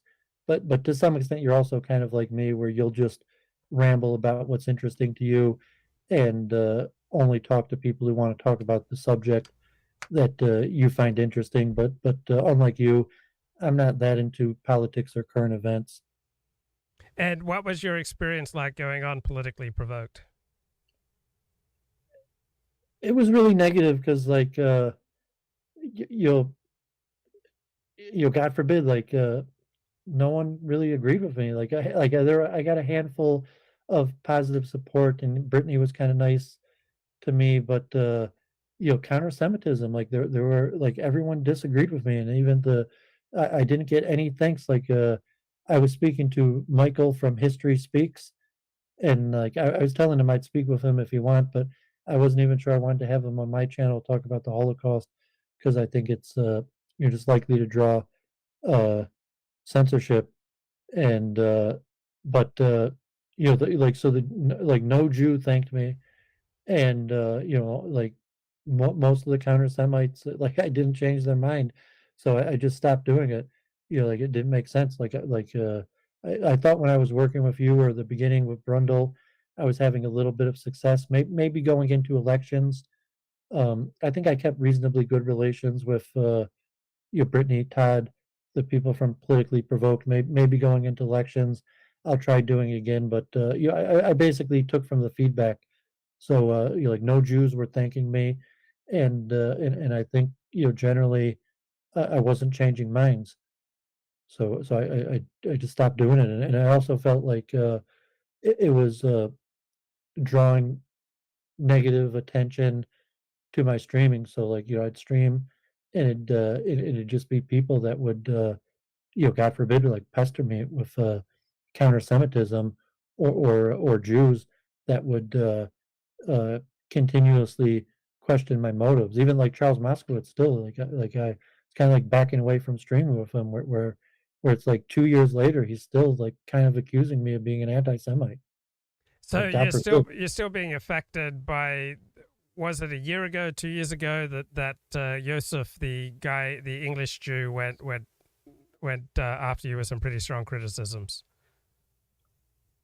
Well, I took his feedback, but generally I was just looking at my feedback. So I say, like, I think the last few times I've talked about Judaism, I've gotten a lot more negative than positive feedback from the Jewish angle, and also the counter-Semitic angle. Like, I used to get a lot of Reformed counter-Semites, like Brundle, like Tens, people that used to be counter-Semitic, but now, we're on the fence, and we're becoming less counter-Semitic. And so Joseph was just a big name, but even on his channel, like, he has thousands of viewers. No one really took my side. No one was really like, no, Doovid's a good guy. Like, so I basically just went with the feedback. I wasn't getting any positive feedback, so I stopped doing it. Okay. I don't know if it's not the same way like that, or if you just think that's a good way to read it.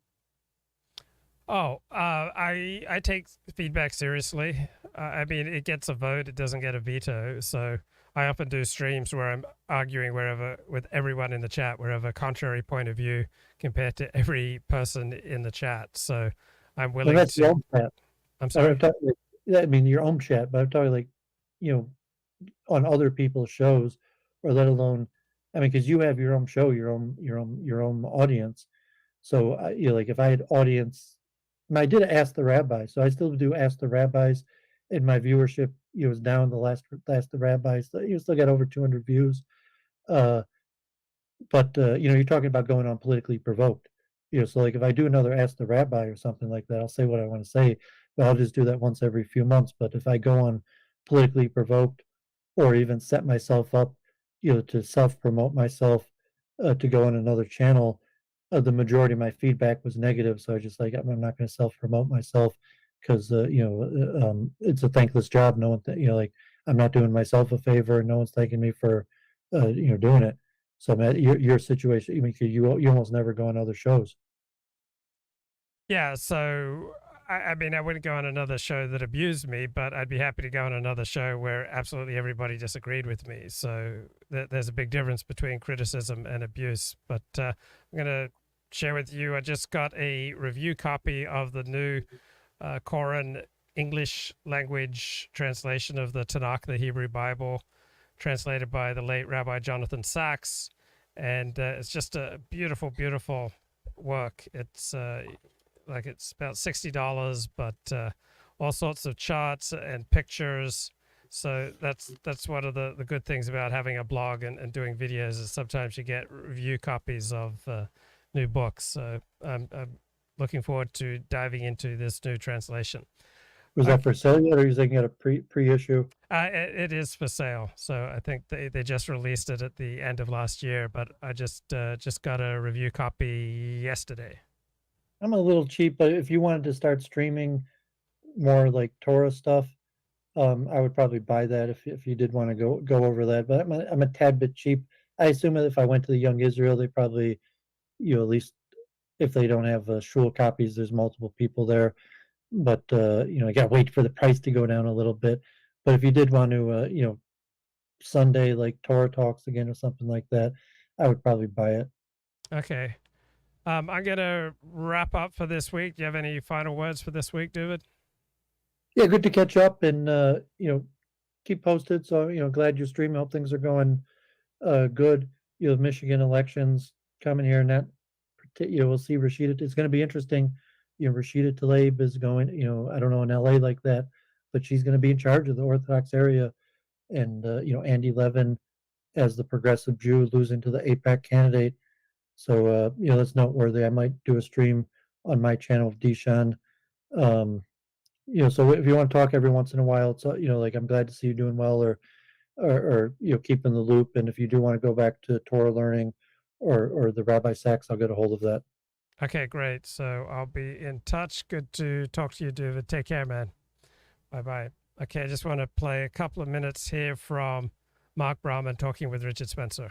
But it's if you could use, for example, and maybe this is something that they think about themselves, but but I don't think ultimately I don't think it works, because if you could use religion in a kind of Machiavellian way, where you're you're using it cynically, you're not yourself a Christian, or you don't believe in Christianity, but you have a more kind of non-superstitious or Apollonian mindset, that you could use religion just in a kind of cynical and political way.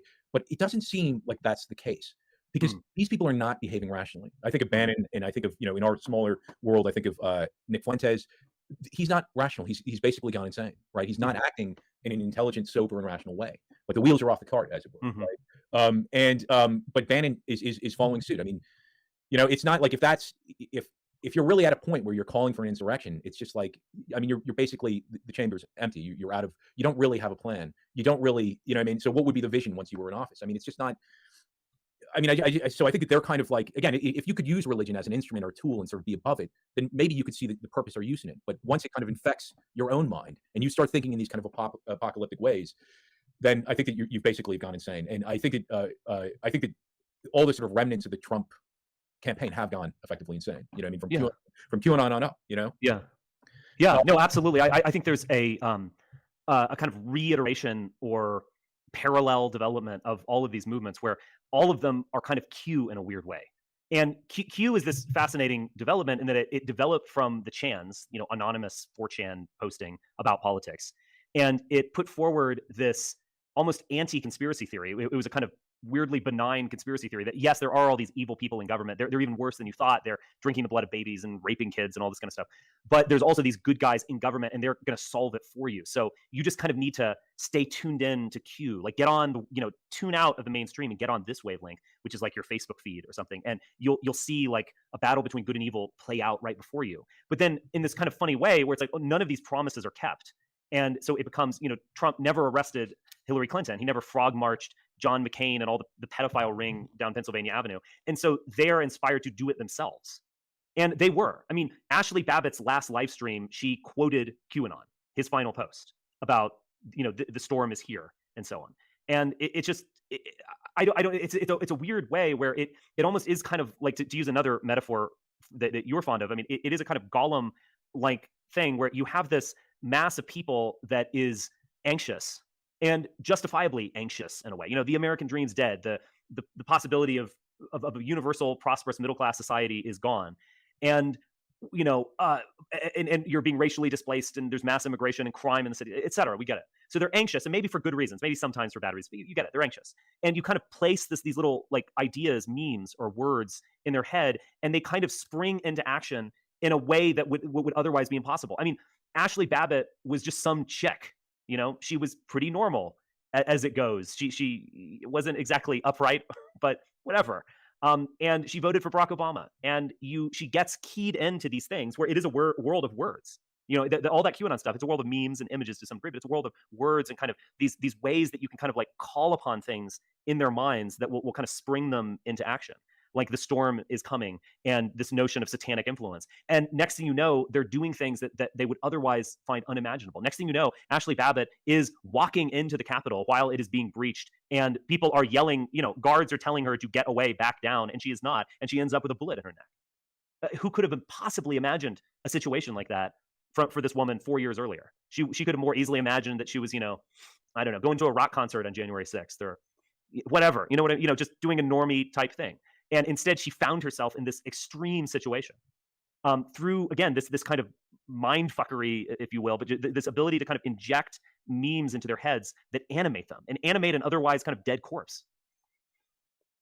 Yeah, I mean, on some level, it is true that it was completely populist, right? So Trump's movement was genuinely a populist movement, and it's the first like genuinely populist movement that we've seen in our lifetime. I would think. I mean, the Tea Party would be an early kind of expression of it, for example. Okay, that's going to do it for tonight.